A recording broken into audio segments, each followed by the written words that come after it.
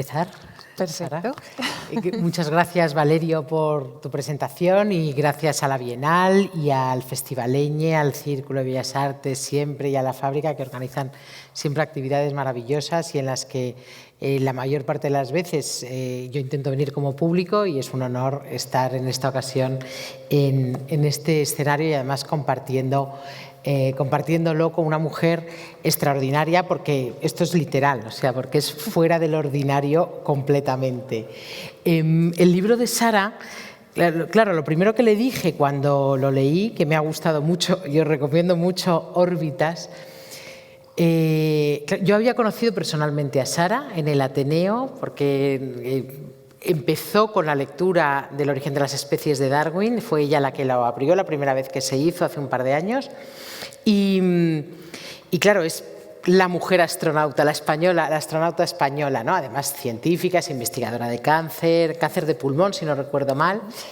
Y claro, cuando leo el libro dices, bueno, es que casi lo de que sea astronauta es lo de menos, con todas las cosas que ha hecho en la vida y sobre todo cómo ha afrontado o cómo viene afrontando la vida, no es que estés vamos, por favor, cómo viene afrontando la vida y siempre desde la curiosidad y desde una autodisciplina por sacar lo mejor de sí misma y por explorar todos sus límites en todos los sentidos y además de una manera muy sensata, que son como elementos que aparentemente no combinarían, ¿no? Explorar límites y de manera sensata, en principio parece que estamos hablando de cosas distintas, pues en el caso de Sara son cosas coherentes. La primera cosa que me gustaría que comentaras del libro, si te parece bien, es que el libro sacas, y además lo explica muy bien al final, o lo cuenta, más que lo explica, porque la gracia es que no lo explica, lo cuenta, al final, que ser astronauta o que entrar en la reserva, cuando decimos estar en la reserva estamos hablando que de 27.000, 28.000 aspirantes quedáis 13, o sea, no es que sea, bueno, pues estoy en la reserva como tantos otros, ¿no? En un proceso que duró 18 meses, y ahí tuviste claro que efectivamente querías ser astronauta, pero no era que toda la vida habías querido ser astronauta. De hecho, lo que habías querido ser de niña era pirata coja. Sí, te acuerdo. ¿Verdad? Y en tu libro se ve muy bien cómo ser astronauta es la consecuencia lógica de toda una vida de experimento consigo misma, ¿no? De experimentos consigo misma. A mí me gustaría que nos contaras un poco cómo esas primeras curiosidades y esa vocación de pirata coja, cómo empezaron, para que lo compartas con el público aquí presente. Pues yo creo que quizá comenzó con algo que es bastante inherente a mí, más que nada porque no tengo recuerdos anteriores a esa niña curiosa. Me recuerdo desde que tengo uso de razón haciendo preguntas y queriendo experimentar y queriendo entender las cosas y siguiendo y planteando nuevas preguntas, buscando nuevas respuestas que casi nunca me valían las que me daban. Yo necesitaba algo más, necesitaba que se profundizara más, entender la raíz detrás del mundo que me rodeaba. Entonces no me recuerdo no siendo curiosa. Pero sí que recuerdo esa chispa de quiero ser pirata coja, y aquí voy a matizar. Ser pirata coja es serlo todo, no es tener 1000 vidas, y es lo que resume Joaquín Sabina en esa canción, la canción del pirata cojo. Por eso lo utilizo un poco como analogía, porque él describe cientos de vidas y yo escuché esa canción y realmente dije, es que esto es lo que yo quiero. Yo quiero vivir 1000 vidas y quiero meterme en la carne, en la piel, en las biografías de esas personas y saber cómo es un día. Quizá no necesito una vida completa, pero me llamaba la atención todo. ¿Cómo será ser panadero? ¿Cómo será ser boxeador? ¿Cómo será ser taxista? Quería aprenderlo un poco de todo, porque de alguna manera era dar respuesta a esa curiosidad, ¿no? A esas ganas de conocer el mundo que nos rodea y todos sus habitantes, con sus distintas profesiones y sus distintas rutinas. Me pregunto a día de hoy, lo sigo haciendo, cuando veo a alguien digo, ¿cómo será su día a día? ¿qué hará cuando se levanta? ¿Y cómo será un día en su trabajo? Desde las profesiones más triviales que puedan parecer hasta las más extraordinarias. Es algo que sigo haciendo y quizá un poco fue lo que me animó a experimentar conmigo misma, ¿no? y a intentar vivir 1000 vidas, que creo que sigo haciéndolo a día de hoy, especialmente con todas las oportunidades y aventuras que se han abierto a raíz del nombramiento como astronauta. Por eso cuando gente, especialmente la gente joven, los niños y niñas que sueñan con eso, con una carrera de ciencias o con ser astronauta, me preguntan qué habría que hacer, ¿no? para ser astronauta, o cómo sigo tus pasos. No puedes seguir mis pasos porque cada camino es único, cada órbita es completamente diferente y no necesariamente conducen a algo. Esto es algo sobre lo que he reflexionado mucho. Al final, yo todo lo que he hecho en la vida no lo he hecho con un fin, con un objetivo de convertirme en astronauta o curar el cáncer de pulmón, ni muchísimo menos. Lo he hecho porque creía en ellos, porque respondía a mi curiosidad, pero me he percatado que si no hubiera dado todos y cada uno de esos pasos, con los múltiples tropiezos de piedras que se han puesto en el camino, no estaría donde estoy hoy, porque he tenido algo de lo que me siento muy orgullosa, que es la cabeza como para aprender las lecciones de todos y cada uno de esos pasos, los que salieron bien y los que salieron mal.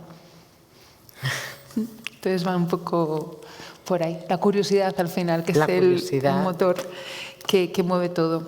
Pues voy a hacer yo un pequeño comentario de tu libro, el cual, por cierto, he devorado de una sentada, lo cual no me suele pasar porque soy muy de leer ensayo científico, ensayo de divulgación, y me cuesta dar con algo novelado que me agarre y que me atrape. Y me atrapa, me ha atrapado muchísimo por varios motivos. Por supuesto, la historia en sí invita a ello. Estamos hablando de una especie de thriller, hay acción, es trepidante, está contado muy bien escrito, o sea, las palabras están muy bien elegidas, tienen musicalidad, tienen ritmo, hay mucha inteligencia detrás. Entonces, eso por supuesto me ha gustado.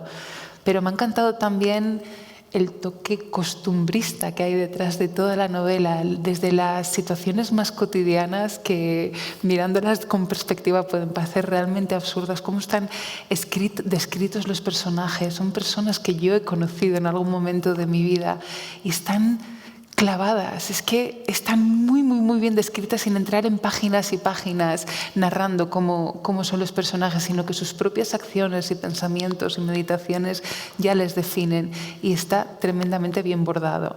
Luego, que todo el libro esté trufado de elementos científicos me parece maravilloso, porque uno le da sentido a toda la narrativa. Al final necesitas estas pequeñas pinceladas de divulgación científica verosímiles para entender el argumento de la novela, pero al mismo tiempo son pequeñas pildoritas de conocimiento súper interesante para el científico y para el no tan científico, para el ego en la materia. Pero quizá lo que más he disfrutado es el humor.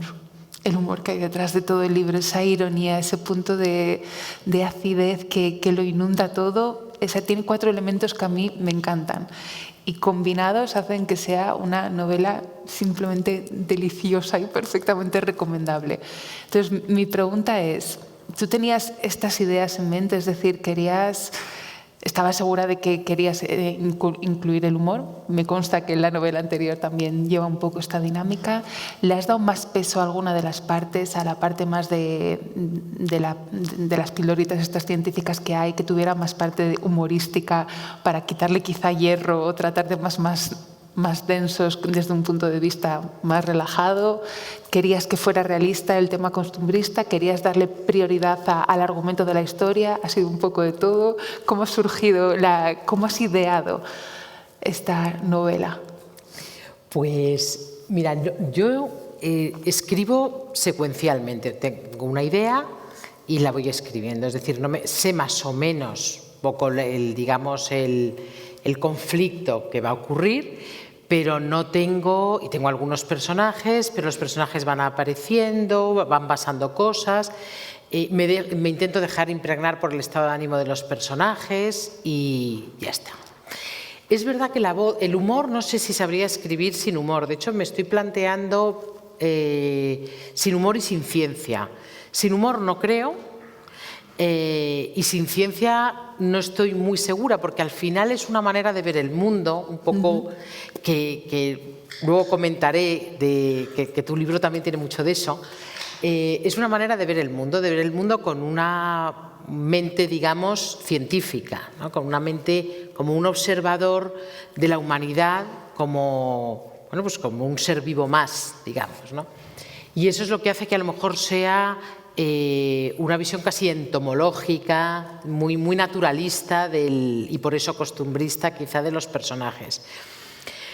El humor creo que va conmigo, no es lo más la sensación que yo tengo, a lo mejor es porque es mi novela en particular, mis novelas en particular, pero no me parece que estemos excesivamente acostumbrados, cosa que en España, ¿no?, a leer novela de humor como un género digno, digamos, ¿no? Y eso que tenemos una tradición importante, pero no parece, el humor es algo que les cuesta a las editoriales a veces el aceptarlo, ¿no? Yo tuve la suerte de que les gustó al sello Roca de Penguin el manuscrito, y que el humor no solamente no les molestaba, sino les parecía muy bien.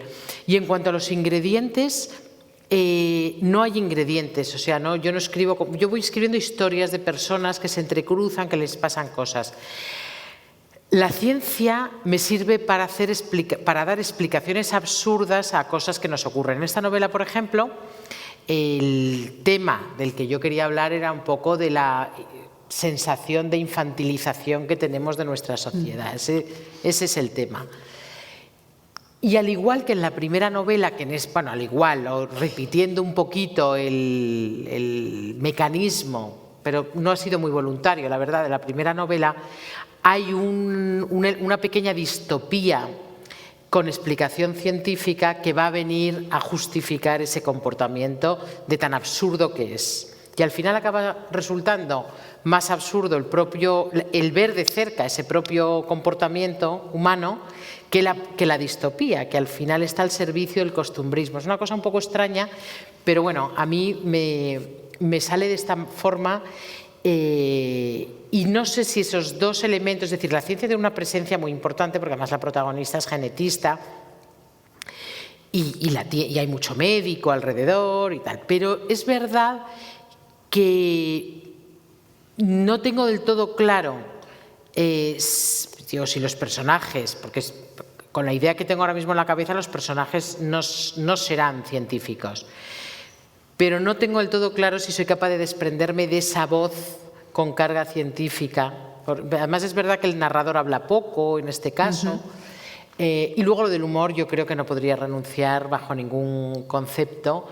Y en este sentido, decir que yo soy también muy sensible a cuando me río leyendo. Yo me he reído mucho con tu libro, y el libro de Sara tiene una serie de ingredientes, algunos comunes, otros distintos, pero una serie de ingredientes por los que o de rasgos por los que me ha gustado muchísimo. Más allá de la historia que cuenta, que es una mezcla de autobiográfica, además con una generosidad enorme de su vida. Te criaste, por cierto, en la tienda cuando salías del colegio, y cuando eras bebé estabas en la tienda de tu madre, en la cabina, una tienda de telas. Y yo pensaba, claro, es que... Y el libro es muy íntimo, ¿no? Y pensaba, es que ella empezó su vida en las entretelas, ¿no? En esta cosa íntima del entorno, y un día cambiaste la cuna por el pupitre, ¿no? Para hacer los deberes y estar empezando en ese mundo que también te marcó un poco. Entonces es un libro con mucha intimidad, y con la intimidad de una persona que también tiene una aproximación científica a su vida, es decir, esa experimentación consigo misma, que es muy llamativo, porque yo me imagino, hay escritores como Julio Verne que desde casa se escriben y se ponen en la cabeza y se ponen en la vida y en las aventuras de personajes que hacen cosas absolutamente extraordinarias, y luego hay personas que se llevan al límite haciendo cosas extraordinarias, pero claro, que alguien sea capaz de escribir bien unas vivencias extraordinarias, a mí esto me ha dejado muy, muy sorprendida. También hay cuentos, también escribe ficción y escribes muy bien. Y en cuanto al humor, y antes de decir algo sobre tus experiencias extraordinarias, me gustaría... Claro, yo me reía muchísimo con esto porque estabas hablando de cuando fuiste a Londres, creo que era aprender inglés por primera vez y con... Creo que era ese alquiler, ¿no? Estamos en la órbita 4, ¿o era otro alquiler? No. Londres fui en la órbita 2. En la órbita 2. Entonces este era otro alquiler, porque estaba tratando de acordarme lo del piso, no. Pero en el párrafo de la órbita 4... Ah, sí, estos son los cuentos. Estoy ya en el cuento. Es que había señalado el párrafo y no me acordaba ahora mismo de en qué contexto estaba. Dice, por otro lado, para ser aceptado como inquilino y firmar un contrato de alquiler, no bastaba con tener un trabajo y poder pagar la renta religiosamente. El casero le exigía varios meses de fianza, una copia del contrato indefinido, por supuesto, 2 avales con sus respectivos contratos laborales, nóminas de los últimos 8 meses, cartas de referencia apoyando su candidatura, un cuerno de unicornio, 5 lágrimas de cocodrilo y una pluma de ave fénix. O sea, yo leo estos párrafos de Sara y me encantan porque es el tipo de humor que a mí me hace reír realmente, ¿no? Esa normalidad del disparate, ¿no?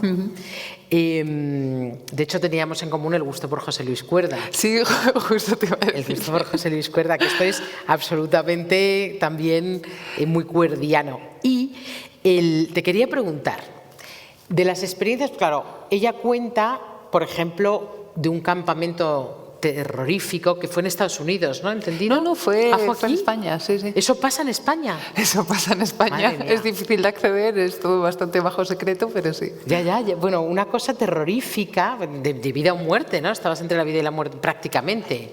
Bueno, siempre muy hay extremo. Muy extremo. Yo tenía todos los músculos en tensión en la silla en la que estaba leyendo esto. O, por ejemplo, cuando aprendiste a tirarte en paracaídas. Entonces, ¿cómo eres capaz de estar viviendo una situación en la que haces tu primer salto sola, se te enrollan las cuerdas del paracaídas?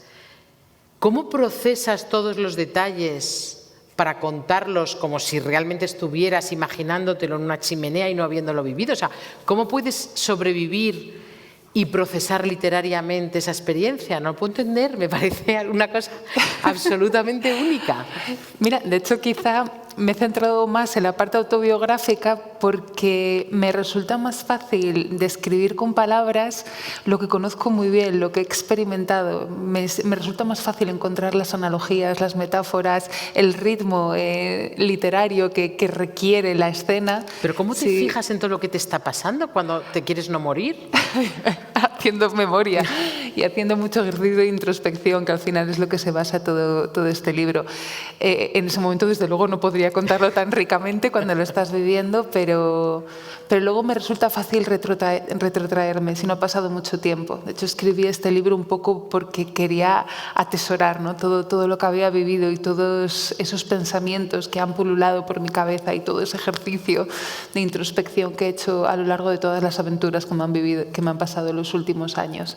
Entonces, ya te digo, me resulta más fácil contar cosas que conozco de primera mano.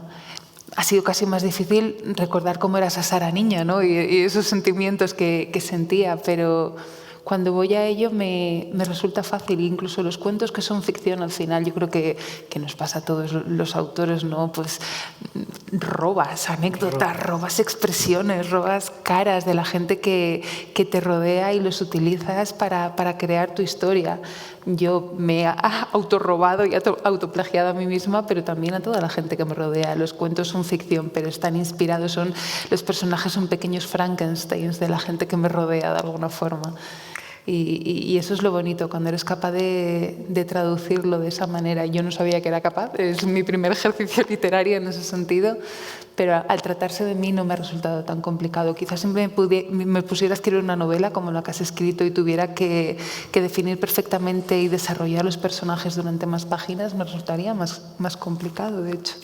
Pues tú lo dices también en el libro, todo es ponerse y no plantearte retos de me imagino con una novela escrita, sino cada día te pones a escribir una novela, porque eso, además, esa manera de enfrentarse a los retos la cuenta muy bien Sara. Y claro, por supuesto que podría, vamos, yo creo que podrías hacer cualquier cosa, por además esa manera que tienes de plantearte. Y antes decías que tú que has querido vivir muchas vidas, como el pirata cojo con pata de palo, con parche en el ojo y con cara de malo. Es que sin la música me es difícil recordar la letra. Pero claro, eso también es muy de escritor, el tener tanta curiosidad por saber cómo son las vidas, íntimamente las vidas y las profesiones de los demás. Por ejemplo, de pequeña me pasaba esto yo qué sé, yo iba a un museo.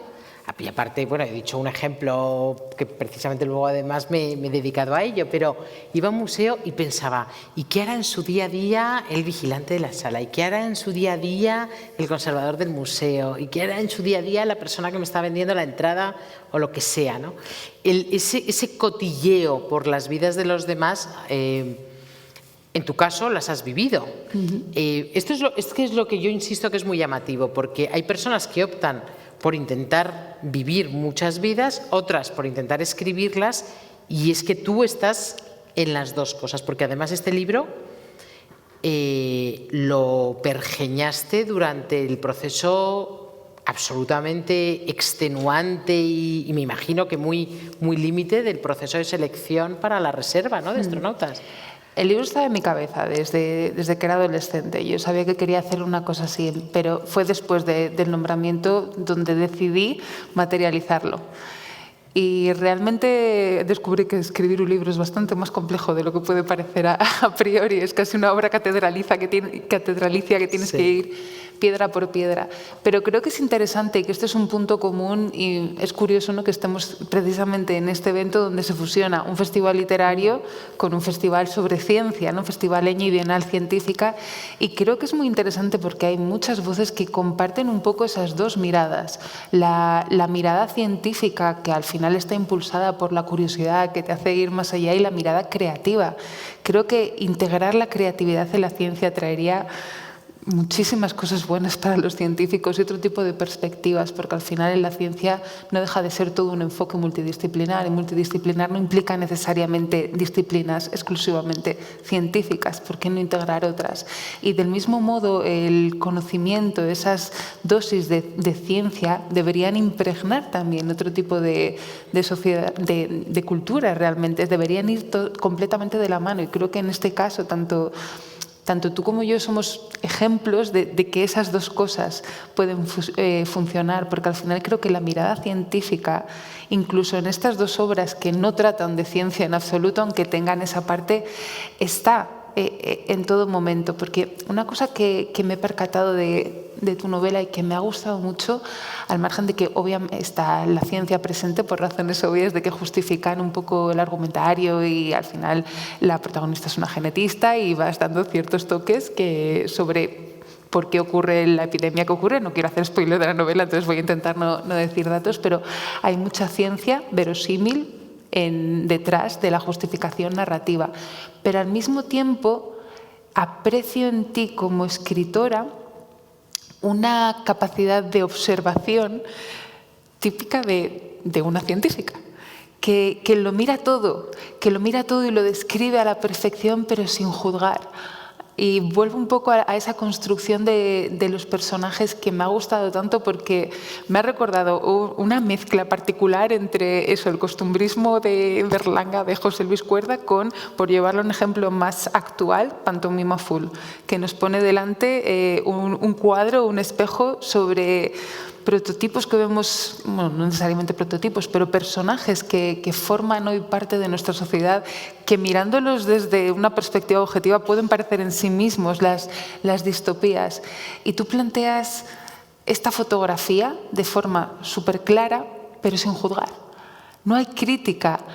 Y de hecho, de alguna manera, el humor esconde un poco de la melancolía de los personajes, pero se trata desde la ternura.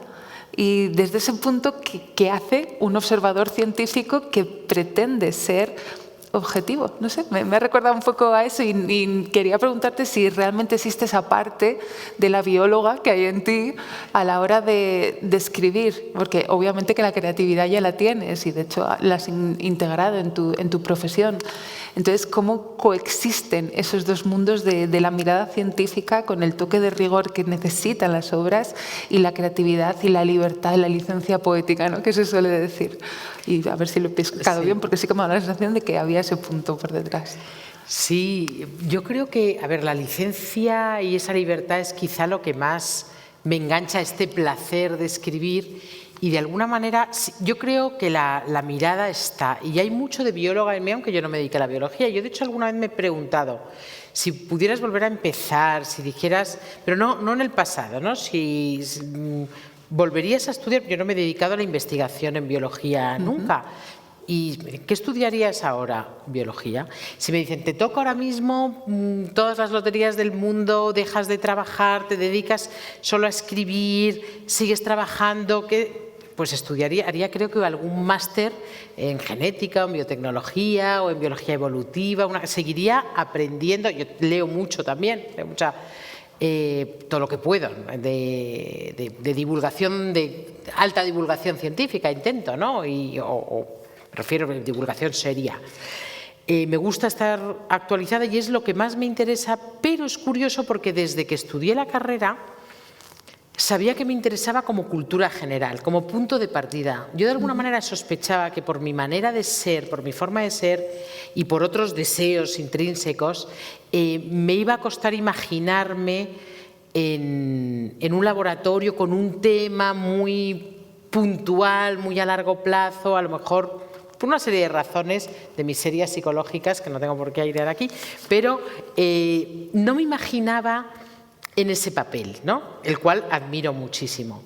Pero, sin embargo, el estudiar biología o la carrera de biología o aproximarme a ella me parecía algo absolutamente incuestionable. O sea, eso iba a pasar y volvería a pasar ahora. Con lo cual creo que tiene un poquito que ver con esa mirada de las cosas, que no puedo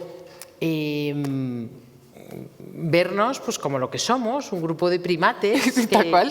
Que además es que lo somos, no es que somos como un grupo de primates, eso no hay metáfora ninguna, somos un grupo de primates con una serie de características que nos hacen en algunos casos un poquito singulares, está claro que como especie somos singulares, y en otras cuestiones no. Entonces es verdad que al escribir hay una tensión en esa mirada científica que a mí me divierte mucho y es un placer mío, que yo no sé si llega o no a los lectores, que es, por un lado, al construir los personajes, que también utilizo yo esta palabra de Frankenstein, porque al final robas rasgos, anécdotas de aquí y de allá y haces una especie de quimeras de personajes que son mezcla de cosas o mosaicos. Y ir a lo singular, o sea, lo bonito de la escritura de ficción es construir esos personajes, contar historias de esos personajes y ir absolutamente a lo singular y a lo individual de cada uno de los personajes. Y por otro lado está la búsqueda de lo universal, digamos, en nuestros comportamientos, de lo que nos hace humanos, y lo que nos hace particularmente pertenecientes a una cultura determinada, etc. Entonces, esa especie de duelo intelectual o de pensamiento, digamos, dejémoslo así, o duelo mental, a mí me produce unas enormes ganas de escribir y de ponerlo a prueba. Y por eso, que además tú antes me lo has mencionado y es que es así, me gusta jugar con esa libertad en la que las bases tienen que ser verídicas, es decir, tú lo lees y como científica no tienes que decir qué mamarrachada es esta, no. No chirría en absoluto. Pero es mentira pero verosímil, que esa es la gracia de la ficción, que tú lo has dicho, me lo decías antes cuando lo comentábamos, es la gracia de la ficción, es que no es verdad pero es verosímil.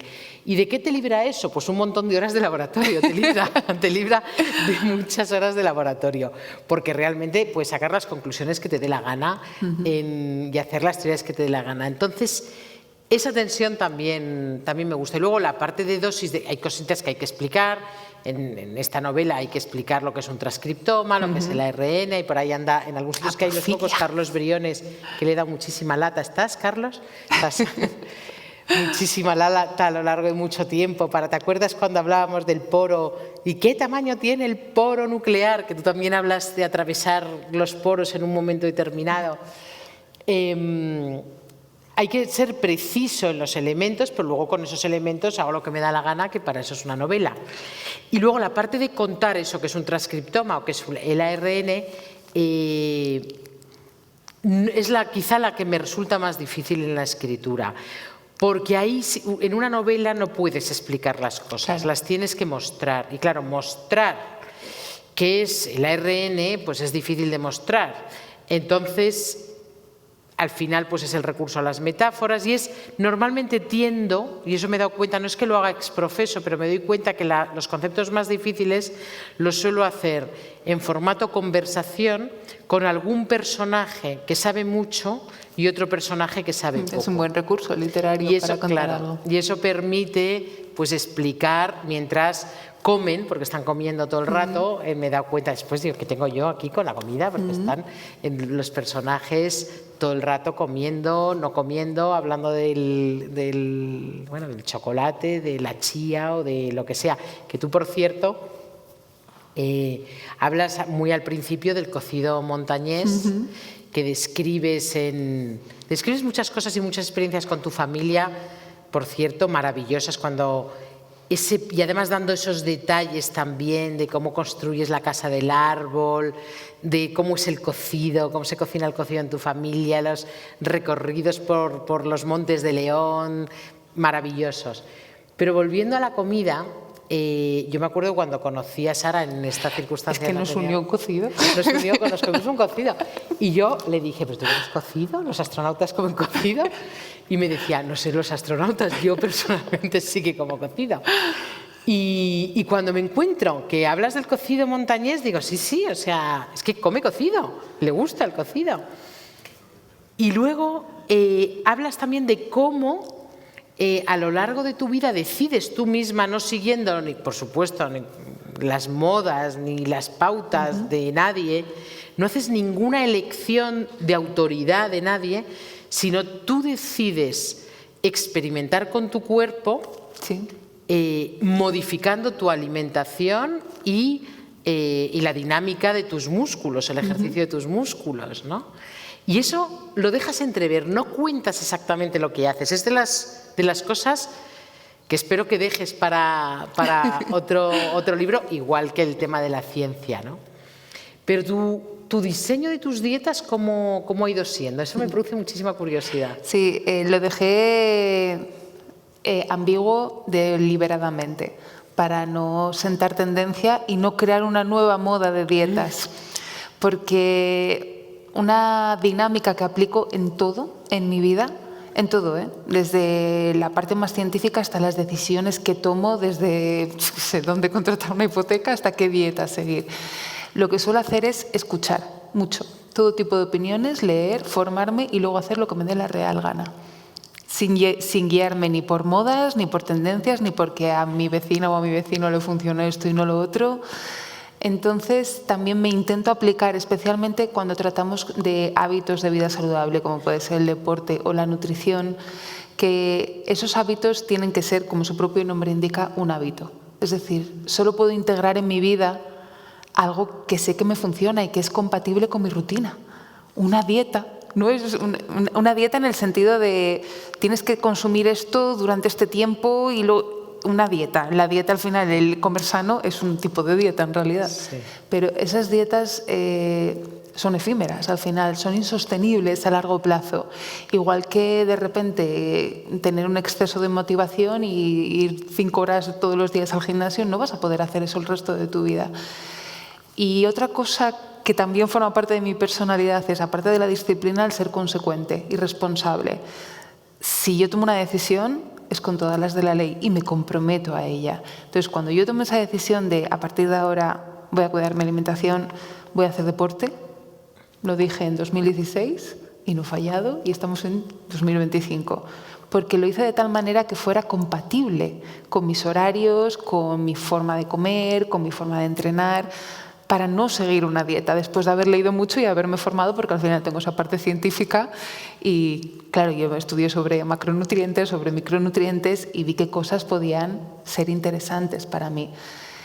Claro, el problema es que ahora, con toda esta cantidad de información y estas opciones que empiezan a surgir, acabamos generando sociedades muy, muy obsesivas. De hecho, lo mencionas mucho en la novela y mira, y es un tema que estaría bien tratar porque desde el ámbito de la divulgación o contado a nivel de novela o de obra autobiográfica se pueden lanzar ciertos mensajes que están precisamente relacionados con este tipo de cosas como los superalimentos, las dietas milagro, el controlar los macros, los micros, que muchas veces nos lo llevamos demasiado hasta el extremo en cosas que no son realmente asumibles.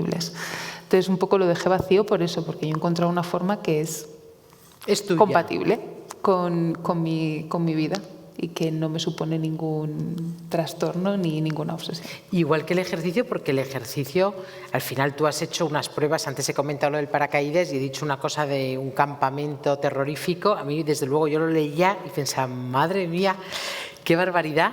Este era físicamente súper exigente, ¿no? Aquel campamento. Sí, ¿Cuándo lo hiciste, por cierto? Eso me ha quedado la curiosidad, porque al final, por ejemplo, lo del paracaídas, descubres el momento en que lo has hecho, que no lo diré, pero el campamento no lo sitúas cronológicamente en ningún momento. No lo sitúo, sería 2021, una cosa así. O sea, ya estabas en proceso. Creo que esto fue un poco antes. Un poco antes. Sí. Pero ya estabas preparadísima físicamente. Sí. Es que lo tenéis que leer, o sea, es que es una cosa. Sí, ahora muchas veces cuando la gente me pregunta que, claro, ahora tienes que cuidar mucho tu alimentación y tienes que entrenar mucho. La gente piensa que desde que me han nombrado astronauta... Es cuando haces eso. Es cuando tengo que hacer eso, porque además ocurre un error muy habitual, que es que a los astronautas que estamos en formación básica estamos en training, y training se suele traducir al español como entrenamiento, y cuando a alguien le dices entrenamiento piensa en un gimnasio, pero en realidad la preparación de astronautas no tiene nada que ver con un gimnasio. Obviamente que se hace deporte, pero porque todos los que estamos allí ya hacíamos deporte de siempre. Si no, jamás habrías sido seleccionado. Claro, ¿no? simplemente no dejas de hacer deporte, lo integras en tu rutina como ya lo haces cuando no estás en formación básica. Ser astronauta no implica ser un atleta de élite. Yo entreno casi a nivel no olímpico, pero sí a nivel de atleta, pero porque me gusta y porque llevo haciéndolo 10 años. Sí, no es que ahora suponga un plus, y de la misma forma la nutrición. También la gente piensa que los astronautas tienen que llevar un tipo de dieta muy, muy, muy controlada y muy específica, y nada más lejos de la realidad. Yo lo primero que le pregunté es, ¿pero los astronautas coméis cocido? Claro, es comer de todo, comer acorde a tu índice, a tu tasa metabólica y a tu nivel de ejercicio, es decir, no pasarte de calorías ni quedarte corto, tomar todo tipo de macro y de micronutrientes, una dieta rica y variada, a poder ser de productos frescos. Si te los cocinas tú, a mí que me encanta cocinar, pues mucho mejor. Es verdad que te encanta, esto también lo cuentas, que te encanta cocinar. Sí, es que quizá por eso también me gusta tanto tu novela en el ámbito costumbrista, porque yo aprendí a cocinar, aprendí a tejer, aprendí a hacerme mi propia ropa. Yo me lo guiso, yo me lo como, en mi caso soy muy literal a lo largo de toda mi vida, y aprendí de madres y de abuelas y de mujeres, y en la tienda de mi madre conocía muchas mujeres.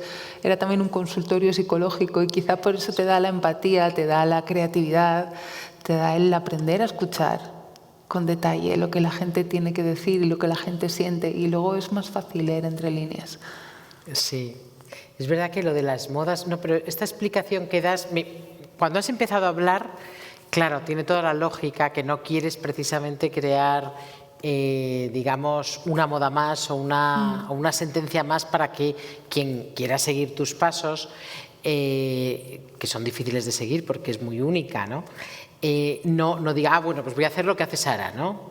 Sino precisamente tú lo que cuentas es este planteamiento.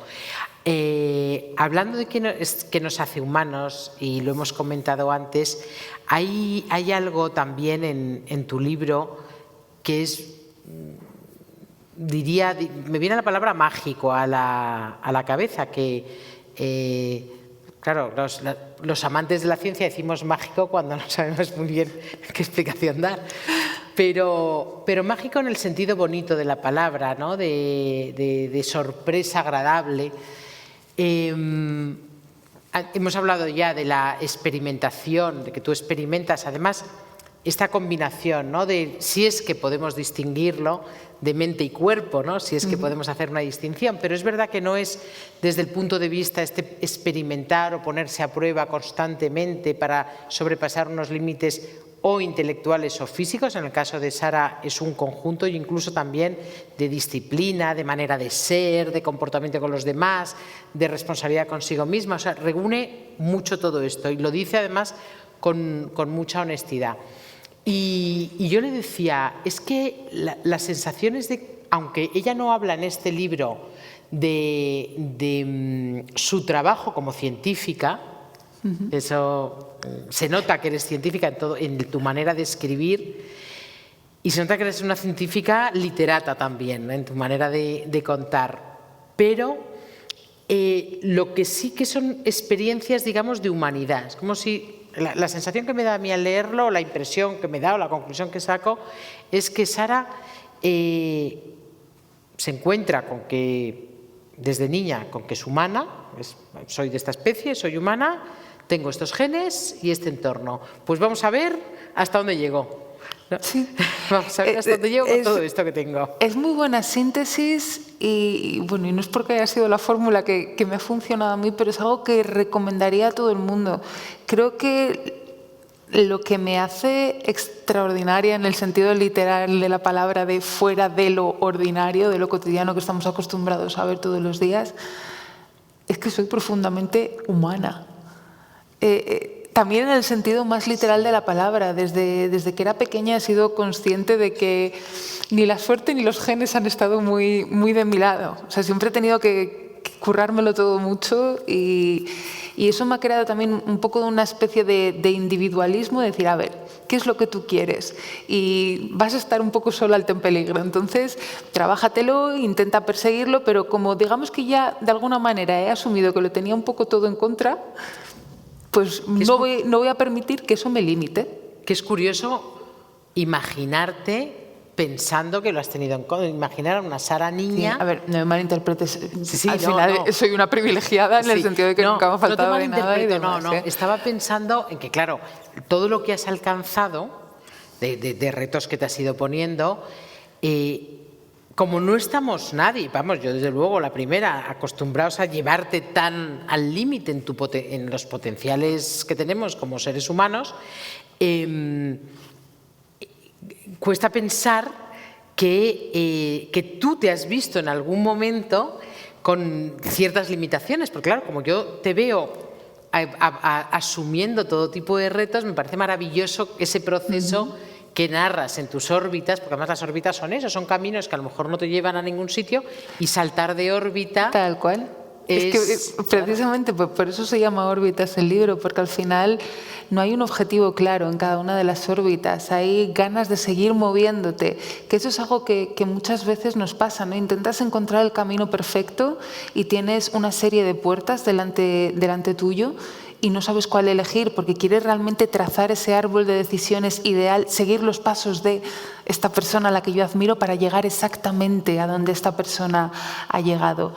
Y no funciona así. Cada uno encuentra la fórmula y su camino y lo bonito es que en el momento que te pones en movimiento, ya da igual, la decisión que has tomado es correcta y no necesariamente tienes que perseguir ese objetivo. Está bien tener una meta, está bien tener una motivación, porque es ese impulso que te anima a seguir dando pasos, pero cuando sobreanalizas las posibilidades, cuando realmente te obsesionas con cuál es el camino perfecto para llegar a tu objetivo, te vas a separar de él. Probablemente porque te quedes estancado en ese punto, dudando si la puerta 1, la 2, la 3, la 4, y nunca te atrevas a cruzar ninguna de ellas, y porque nuestras prioridades, nuestros objetivos van evolucionando, porque nosotros mismos somos o deberíamos ser seres en constante evolución. Cada decisión que tomas te acerca a personas, a situaciones, a retos, a experiencias, a problemas de los cuales aprendes, con los cuales ganas nuevas herramientas que metes en tu mochila y das otro paso. Y puede que ese objetivo que era por lo que creías que habías vivido siempre pierda importancia. Algo puede cambiar en tu vida que quite eso. Lo que hoy es un problema va a seguir siendo un problema, algo que te obsesiona o que daría mi brazo derecho porque ocurriera esto. Dentro de 10 minutos, de 10 días, de 10 meses, de 10 años, ¿seguirías haciéndolo? Me estás diciendo que este es un objetivo inamovible en tu yo de 20 años y en tu yo de 80. Entonces, ¿por qué obsesionarnos tanto con ese objetivo y con ese camino? Y por eso órbitas se llama órbitas, porque son muchos caminos circulares, y como son circulares no tienen un objetivo, tienen impulso, y ese impulso central es la curiosidad, es las ganas de seguir viendo nuevos cuerpos celestes a tu alrededor cada vez que haces una traslación alrededor de ese núcleo que te hace girar. Es el saltar de órbita, es el caer en una órbita que al final te obliga a perderte porque no era tu camino.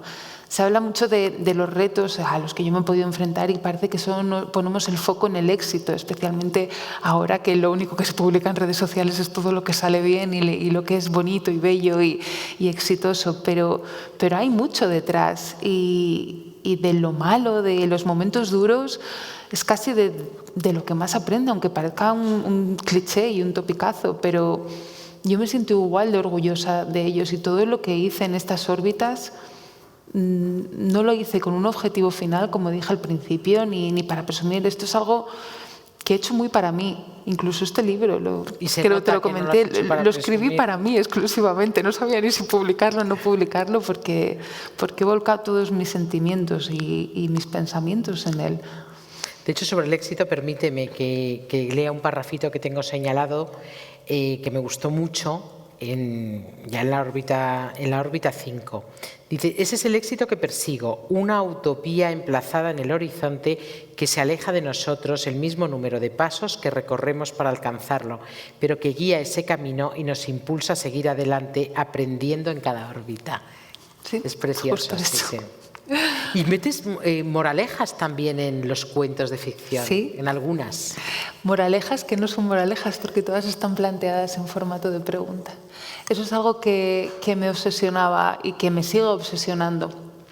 Y lo pongo también al final de los cuentos. Mi forma de ver el mundo es mi forma de ver el mundo, no la forma en la que el mundo es. Así es. Y esto deberíamos pensarlo todos de vez en cuando, que estamos condicionados por nuestro lugar de nacimiento, por nuestra educación, por nuestro sexo, por nuestra familia, por lo que consumimos en redes y en la televisión. Y eso nos hace tener una percepción de la realidad, y creemos que esa percepción de la realidad equivale a la realidad. Pero si hubiéramos nacido en un sitio completamente distinto, bajo otras circunstancias, nuestra percepción de la realidad sería completamente distinta. ¿Cuál es más real de las dos realidades? No lo sabemos. Entonces, por eso abogaría más por la prudencia, por la empatía y por la capacidad de escuchar distintas voces. Y hilando otra vez un poco con este festival dual en el que estamos participando, la ciencia y el arte deberían también escucharse un poquito más, porque ninguna de ellas de manera aislada representa la realidad. Son distintas formas de entender las múltiples realidades en las que vivimos, y ninguna debería pesar sobre la otra. Estoy muy de acuerdo.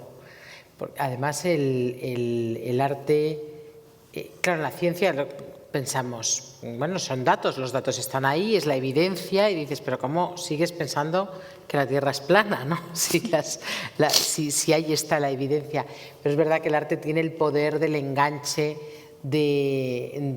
por la vía emocional, que al final somos primates muy emocionales, aunque nos empeñemos en que somos muy racionales, ¿no? Y la razón, en ese sentido, también requiere un esfuerzo y también requiere un entrenamiento. Tú lo demuestras, yo estoy convencida de ello. Hay un una cosa que a mí me llama mucho la atención, que esto no aparece ni en el libro de Sara ni en el mío, pero la voy a contar igual, que yo creo, además, esto se lo he escuchado yo a un psicólogo, a un profesor de psicología de la Autónoma.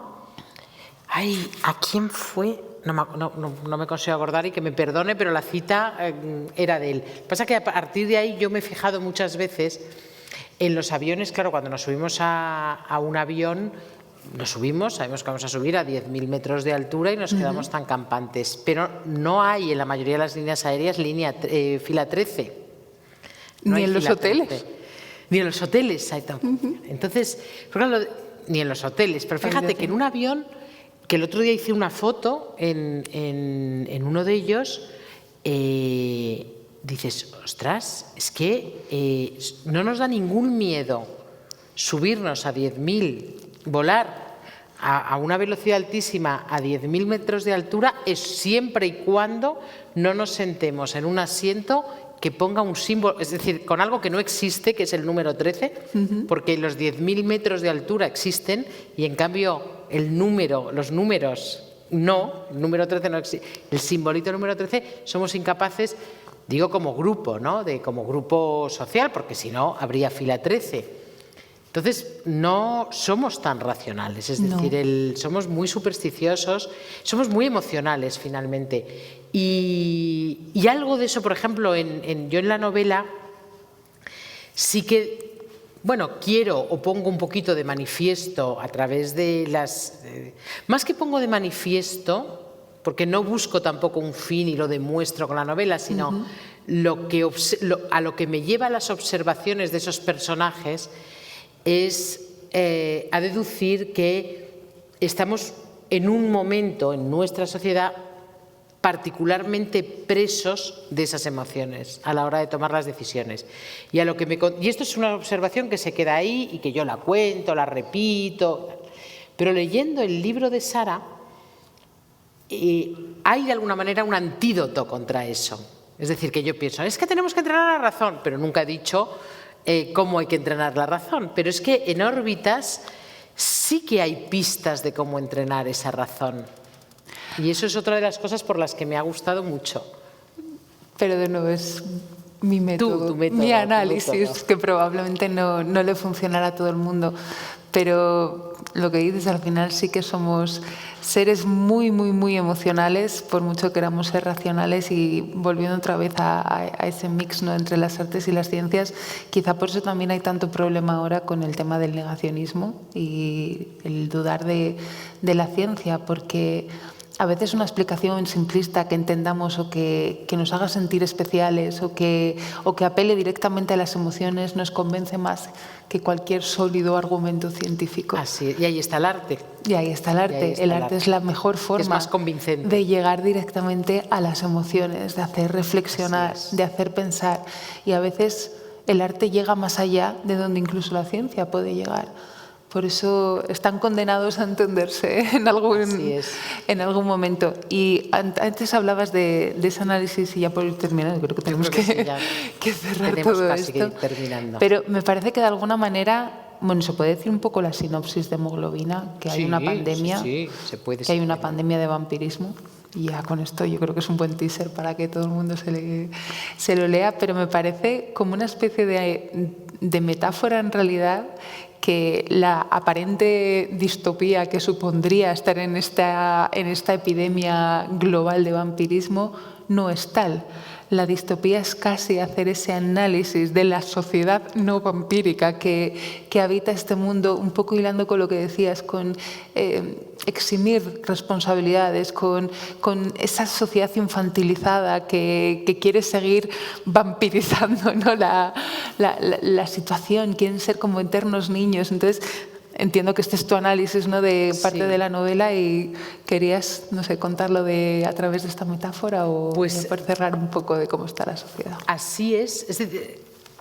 Es decir, yo no planifiqué, voy a utilizar la metáfora, me iba ocurriendo, yo quería hablar de la infantilización y no puedo evitar pensar en disparates.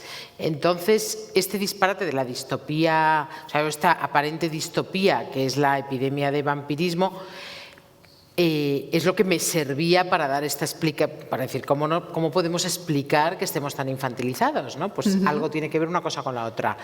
Pero para eso hay que leérselo. Pero la cosa es que justo esa lectura que tú haces es totalmente lo que yo quería, o cómo yo veo la propia obra, ¿no? Es la distopía, no es tal distopía, lo distópico es la realidad y la distopía es un chiste, digamos, o un disparate al servicio de eso tan costumbrista, de esa especie de fresco, de esta sociedad. Es así. Y luego me pasó como anécdota una cosa curiosa, y es que la idea de la epidemia era pre-COVID. Y cuando vino el COVID dije, ¿qué hago yo con esto? Ahora una epidemia va a quedar ridículo. Y tuve que cambiar algunas cosas, incorporar el COVID, no podía obviar el COVID. Y por eso hay alguna referencia al COVID, porque si no iba a parecer que invento la sopa de ajo, ¿no? Y no estaba inventando la sopa de ajo. Y de hecho hay algún pequeño homenaje a los epidemiólogos en un par de momentos también. Y de repente la realidad te cambia incluso el proceso de la escritura, claro. Por eso cuidado con obsesionarte con el objetivo. Ya que dices lo de la sopa de ajo, supe que me iba a gustar este libro en cuanto leí la primera cita de Javier Crae. Dije, vale, este libro me va a encantar. Que no sé por qué elegiste esta cita, que bueno, vuelves al final de ni cola de león ni cabeza de ratón, que eso es algo que me decía siempre mi antigua jefa en la universidad. Prefiero ser diente de ajo. Perfecta. Maravillosa. Muy recomendable a todos los que estéis aquí, esta novela. Yo creo que tenemos que terminar porque sí, nos hemos pasado de tiempo. Nos han dicho que termináramos, y el mensaje final es que nos acerquemos a la ciencia a través del arte. Yo creo que ¿estás de acuerdo, Sara? Sí. Dado que estamos en este cruce entre Festival Eñe y Bienal de Ciencia, creo que predicamos con el ejemplo, además, ¿no? Como ese alma científica que se atreven a experimentar en el ámbito de la escritura, del arte y de la literatura. Así que os animamos a todos a ello. Muchas gracias por haber venido. Gracias, Isabel, por todo.